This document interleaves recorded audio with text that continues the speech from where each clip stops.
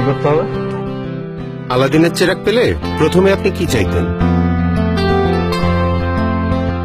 আলাদিনের চিরাগ যদি পাই, আমি বলবো আমাকে উড়ার ক্ষমতা দিতে। আমার নিজের একটা প্লেন দরকার।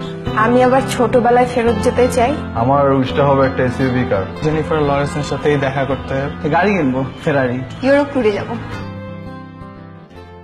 ঠিক একই প্রশ্ন আমরা আপনার মাকে জিজ্ঞাসা করেছিলাম।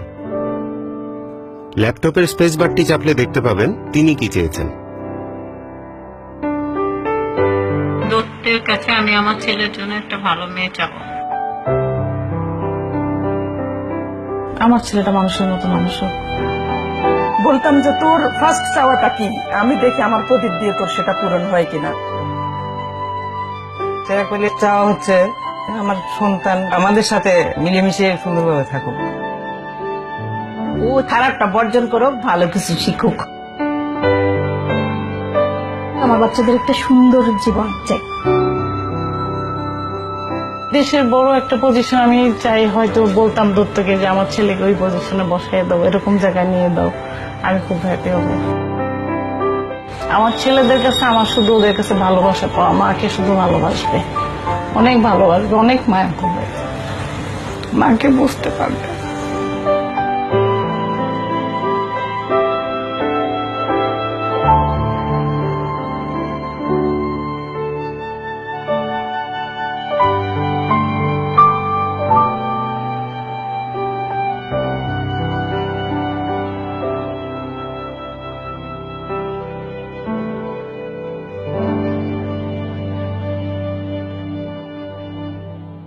ছোটবেলার অনেক কথা মনে পড়ে গেছে আর কি। আমি উইশ করবো হচ্ছে আম্মুর উইশ গুলো ফুলফিল করে। তারপর অনেক ভালোবাসি মাকে।